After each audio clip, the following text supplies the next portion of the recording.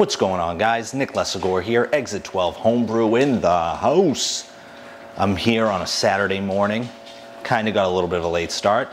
Had to do some back-end prep, adding salts and things like that. But we're here on a brew day, and it's an exciting one because Thanksgiving is only about 4 or 5 weeks away, and anybody that knows me, like the guys in the Homebrew Club, Brewtubers, www.brewtubers.com, an online-based homebrew club, which means you can join too and have a good time with us. Chit-chat. You get to see me on Thanksgiving in the morning when I start with Bloody Marys, and it just goes off the rails from there. Julian! I don't know where I felt like I get a little drink around here, do you, bud? Anyway. Everybody knows I love Thanksgiving. It's an excuse to drink and eat all day, which I am all for. It's my favorite holiday. I have my assistant brewer in the background, 4-year-old son, and we're brewing a smoked porter today.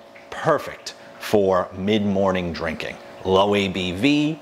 I'm trying out a new smoked malt to me, Beechwood Smoked Malt. I got it in a grain share with Valley Malt, which is a local maltster about 2.5 hours away. It was a malt share, and that malt has to be 4 or 5 years old at this point. So it's been stored properly. It smells great. It tastes great. So we'll see how it does in this smoked porter. This beer is a rendition. I'm still calling it Live in the Moment because everything else is uncertain, which is a beer that I brewed, a smoked porter that I brew with cherrywood smoked malt. Haven't done it in a few years. Mainly because I ran out of cherrywood smoked malt. So this beer is going to be a fun brew day, hopefully an easier brew day. Knock on wood, shouldn't have said that. Homebrew gods, what up? We're going to go in with 47% of Pilsner Valley Malt, 20% of the Beechwood Smoked Malt, 18% of two-row. Just kissing it with some two-row I had left over from Brew, from another beer that I did. And anybody that knows me knows I don't like to go just straight two-row, just straight Pilsner. I like to mix them up quite a bit. Over 2 pounds of Beechwood Smoked Malt. Reaching out to the club in Brewtubers, they mentioned that unlike cherrywood smoked malt, where kind of a little bit goes a long way, with Beechwood, you kind of have to add quite a bit of it. So I'm at 20% based on a recommendation from Kurt, Fermentation Adventures. Appreciate it, buddy. Going in with just under 9% of roasted oats, again from Valley, just under 3% of chocolate malt, and just under 3% of roast barley. So I'm looking to get dark. I was a little concerned with the SRM scale on this. The SRM scale is sitting right around, oh, it won't tell me, I think it's like 32, 33. So I'm a little concerned about that. Oh yeah, 31. So a little concerned about the color. I like it dark, so we'll see how it ends up. And then for the hops, very, very much to style on this beer. Going in with 1.5 ounces of Willamette at 60 minutes. And then I'm going in with the only other hop, which is Mount Hood. And that's going to be 1 ounce at 30 minutes, I believe, and 1/2 ounce, yes, at 15 minutes. Whirl Flock tablet, yeast nutrient. I will be adding gelatin to this to clear it out on the back end. So it's going to be overall a fun brew day. I'm excited to get into it. Brewzilla 64 liter, using the big boy. So we'll see how this ends up. And it's just going to be a fun brew day, I think.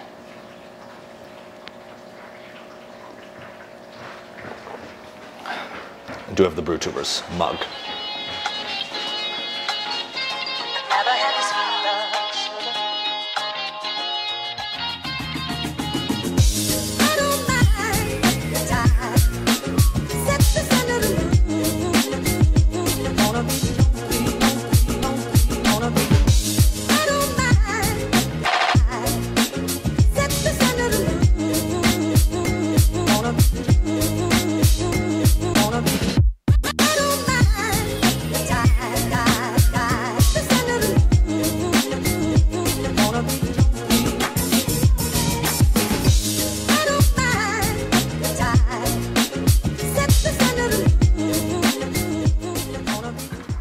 Okay, I have my assistant brewer here with me, who's going to oversee the mash-in process.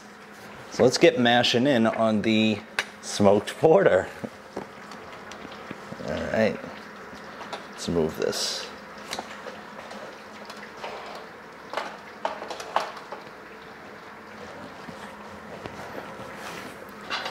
Now watch the grain. See, I have to mix it up.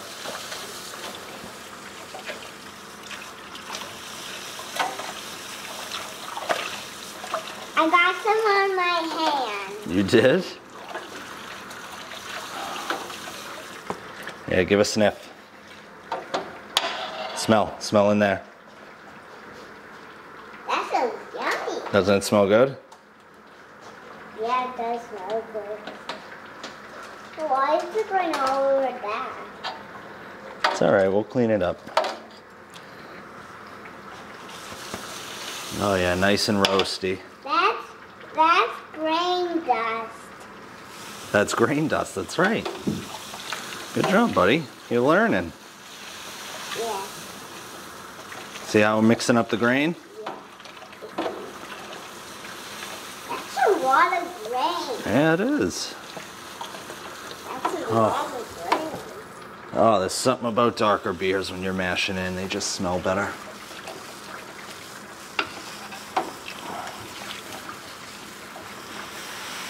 Alright. It's lower ABV beer, should be relatively easy to mash in.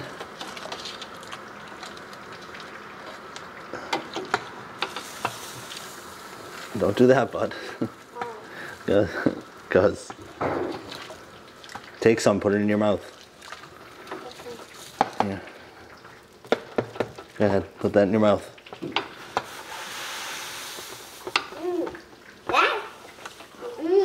That's yummy. Is that good? Yeah. Pretty good, right? Huh? That's pretty good. Alright, mashing in. Mash looks nice and thick. What do you think? Does the mash look pretty thick? Yeah. Yeah. I see a little bit more grain in there. I see a little bit more grain in there. Is it like grain dust? Yeah. Rest out. It looks like grain dust.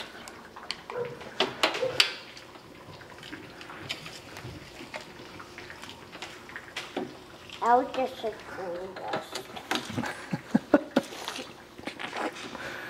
What are these for? No, don't touch that. Why? Because it's holding up the power cord. Alright, we look fully mashed in here. We look fully mashed in there. Alright, so what I'm going to do is I'm going to turn on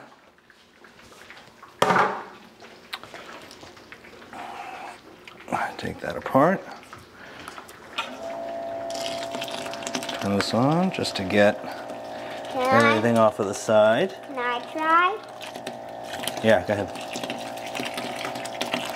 Yeah, get all the grain bits off of the side. There you go. Alright. I'm going to turn it off now. And let it go. Pop this back on. Let it sit for 10 minutes. 10 minutes? 10 minutes. The grain bed's got to settle. That's a long time. It is a long time. And then once that grain bed settles, we'll turn it back on.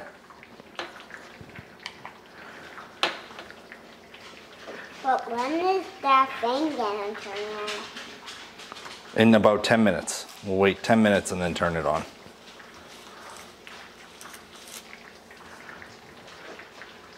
Hi, it's me, Grain Dust. Okay, so the assistant brewer has gone upstairs to eat breakfast. Lazy. And I'm now going to turn on the recirculation arm. I have it on about, I'd say, halfway. So we're going to let this recirculate for a little bit. I'm supposed to be at 152. The wrap temperature thermometer says 141.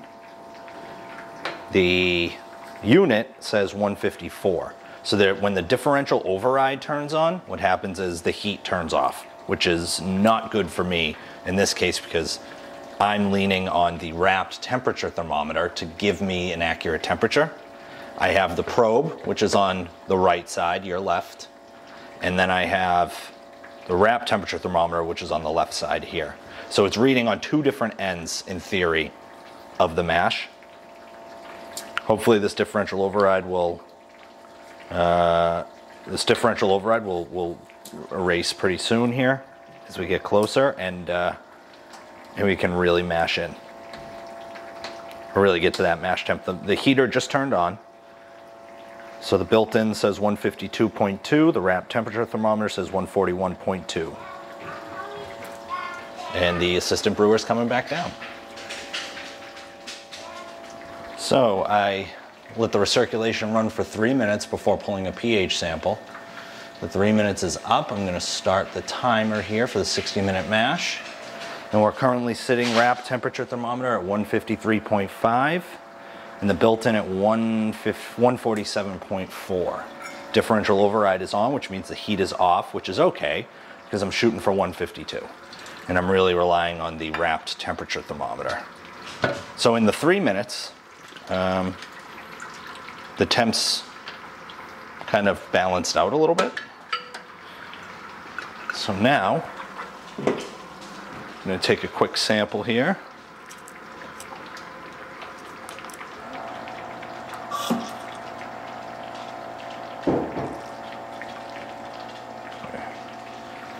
It's probably too much. Pour that back in. Oh, nicely murky brown black. I was a little concerned with the color. I didn't know if the color was going to be light enough, but this doesn't look half bad. Oh. Okay. I'm going to turn this back on. We have to do a little bit of cleaning. What else is new? And so we have our sample here.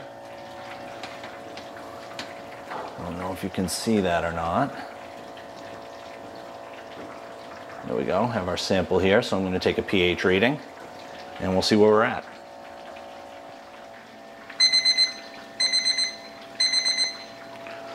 Okay, we have hit the end of the mash out, 10-minute mash out at 170. I'm going to pull off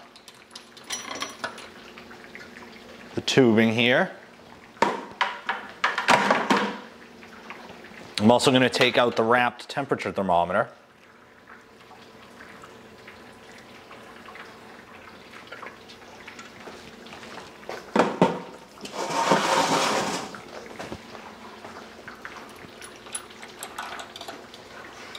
Pull this bad boy out, save it for when we cool down.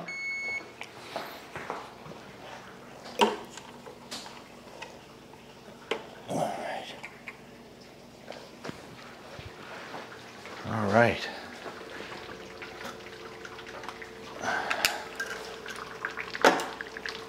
Now, we're gonna center this as best we can under my pulley system that I absolutely love. Absolutely love this pulley system.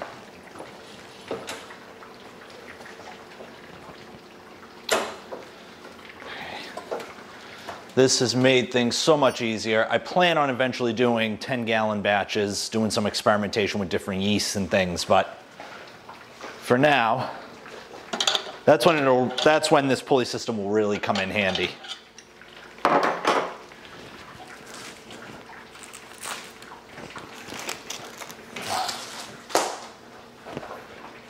Okay, pull this up.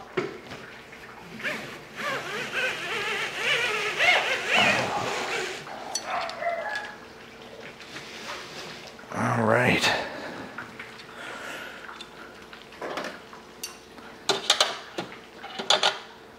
There we go. I'm going to pull this up, and once this is safely up is when I'll turn on the heat to get it to boiling while I sparge.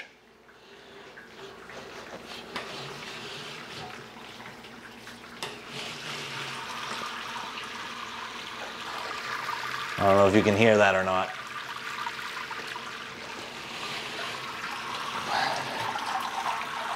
Oh yeah.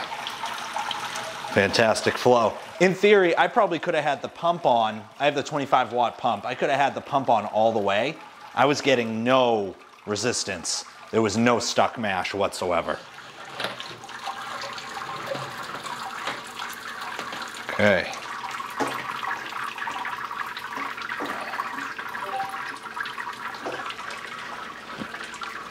Make sure it's centered as best I can. And then what I do is I bring it up fairly high because I like to see the volume markers so I know when to pull the malt pipe off.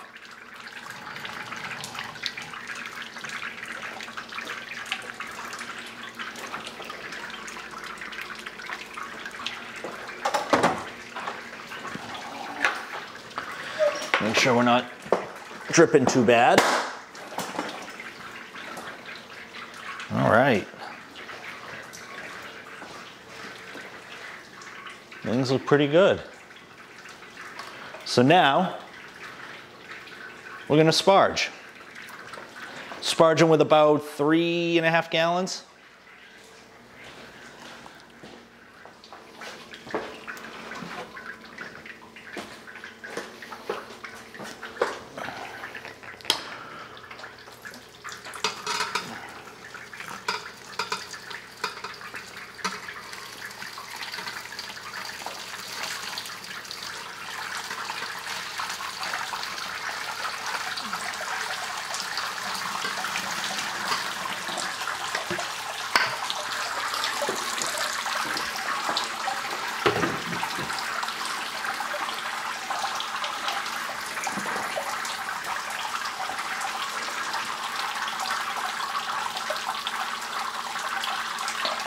Turn it up to boiling temps now.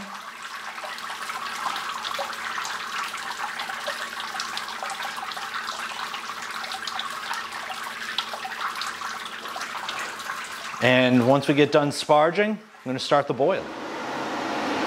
Okay, as you can see, we're getting up to a boil, hitting the hot break here. You can see the foam up top here is going to start to dissipate.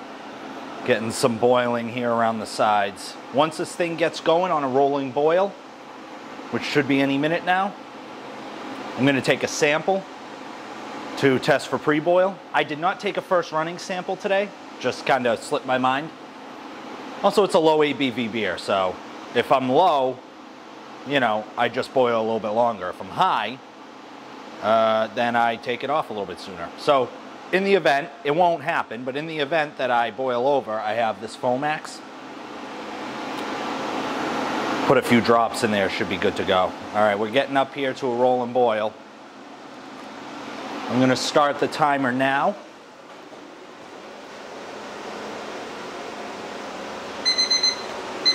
There's the button for the 60-minute hop edition. Taking a sample here. Okay, got my sample. I'm gonna add in 2 ounces of Willamette from Yakima Valley Hops, an official sponsor of the BrewTubers Online Brewers Club. Oh, the bag smells incredible. These are fresher than what I normally use. Oh God, that smells so good. Oh man, I'm excited for this beer. Next hop drop is in 30 minutes.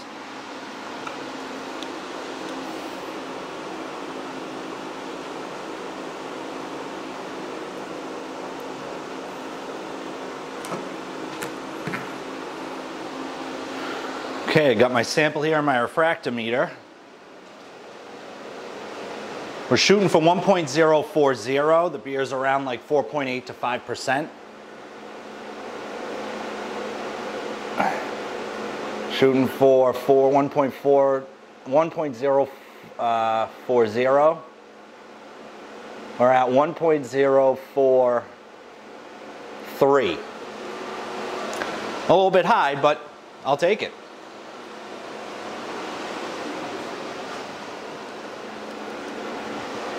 So 1.043 puts us at 68% brewhouse efficiency, which is literally what I had in my software. Because I have never brewed this beer on this unit before. So it's hard to gauge what the efficiency is going to be. You know, you can get in the ballpark, which is what I did. Very rarely do you hit brewhouse efficiency on the first beer on a new system, first beer. But a repeated brew on a new system, very rarely do you hit it nail on the head. So 68% brewhouse efficiency, I can bump up how I would like. Try to get to 75%, add some grain. But overall, I'm pretty happy with that. We're on our way.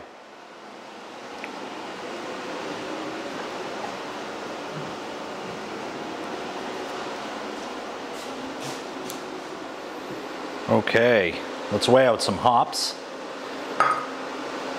Gotta change the unit to ounces. Zero it out. We have Mountain Hood. Again, freshies. We are going in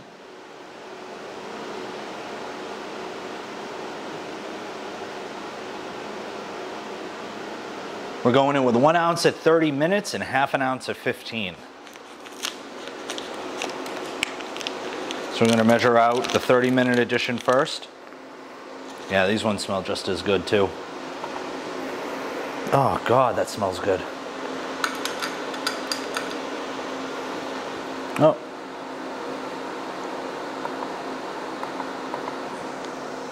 There you go, unit is an ounce.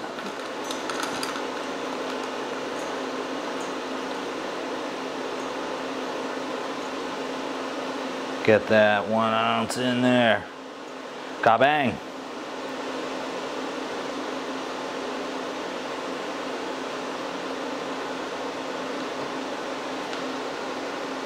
Doing this left-handed. Okay, and now we're gonna go for a half an ounce. Oh crap. Keep hitting unit instead of zero. All right, now we're gonna go with a half ounce. Oh, way too much. Hey-o.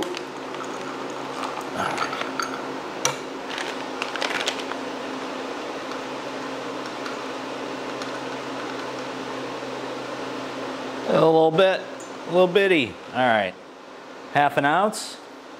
And now we have our hops ready to go. Now it's just a matter of boiling and getting down to do these hop drops.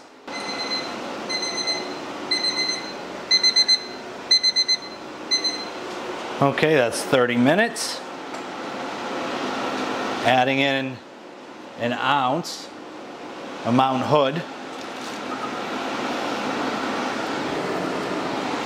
This thing smells like it's going to be pretty great.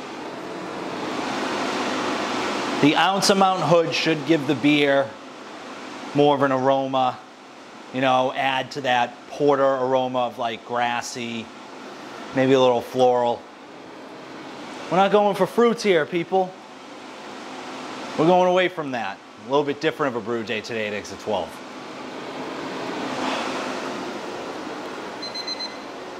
Okay, hit the 15-minute mark. Gonna be adding a half ounce of Mountain Hood, a half a tablespoon of yeast nutrient, and then 1 full Warfock tablet. And then that's it. We are good to go. We're gonna let this boil another 15 minutes. Another 15 minutes and then cool it down.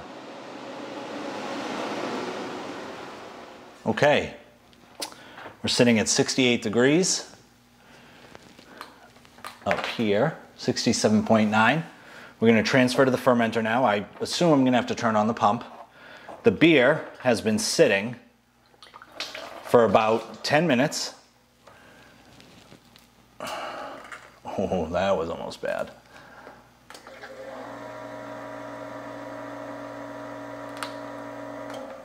Uh-oh. We got a stuck one here.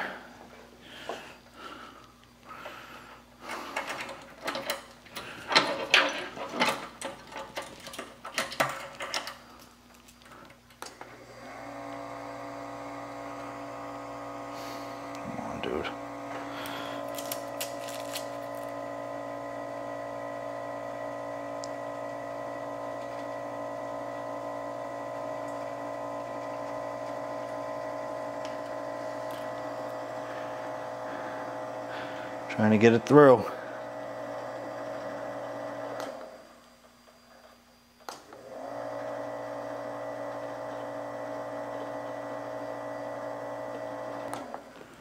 Okay, now when this happens, this is probably from letting it sit for 10 minutes.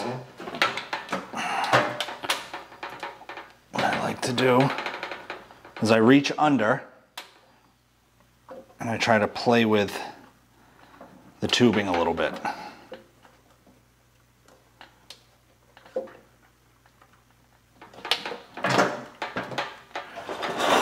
Sometimes that works.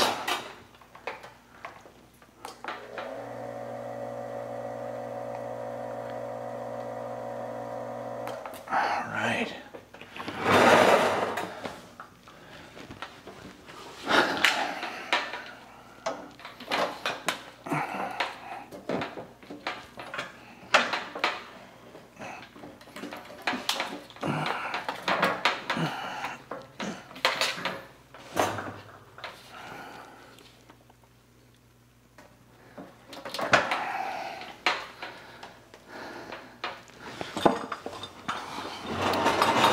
Okay, let's try this.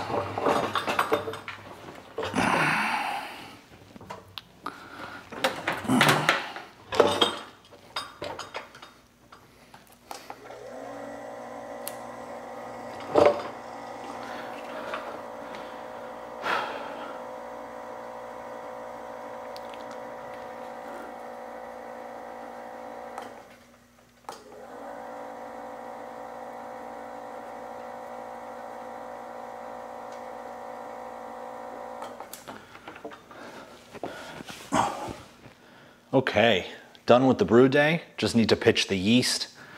As you saw, I was having some difficulty transferring the beer into the fermenter after letting it sit for 10 minutes. Now the issue with that is when you're letting it sit, naturally everything's taking time, but it's coming down to the bottom.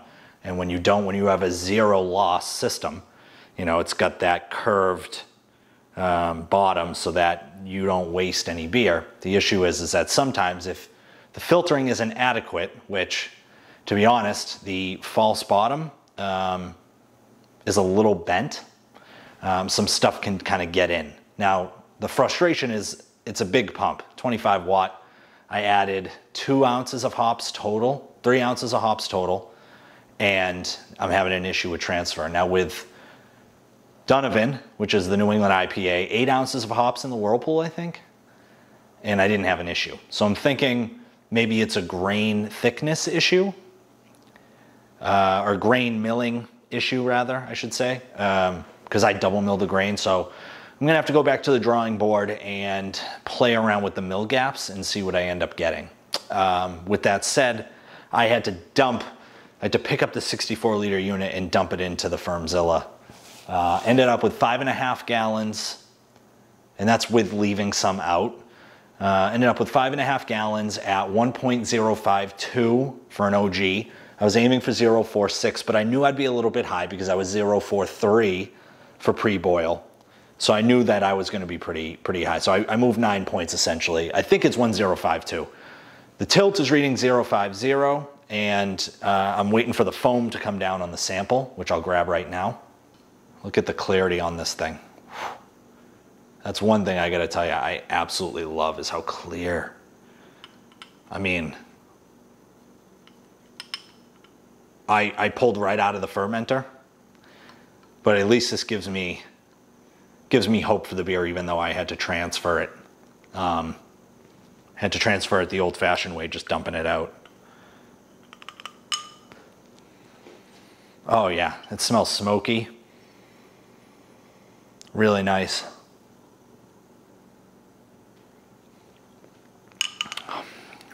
Oh yeah. Oh yeah. Nicely smoky. Oh, that's gonna be good. I'm actually excited. I'm excited. That's gonna be a fun beer for Thanksgiving. So some more statistics on the beer. 77% mash efficiency, which is good. I ended up 2 points up on brewhouse efficiency. Was shooting for 68. I ended up with 70, just under 71. 78% attenuation. So yeah, even though I was high on pH, I was in the 6s.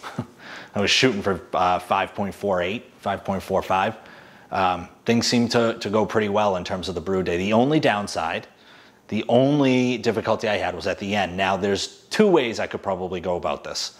One is to not do a 10-minute rest after I come to transfer temp. So when I get to 68, pull out that, pull out the jaded wort chiller and just and then start. Don't let anything settle and hope that the filters catch it. The other option is to mess around with the grain mill. So I think I'm just going to have to mess around with the grain mill because I do like that 10-minute rest as everything kind of comes down.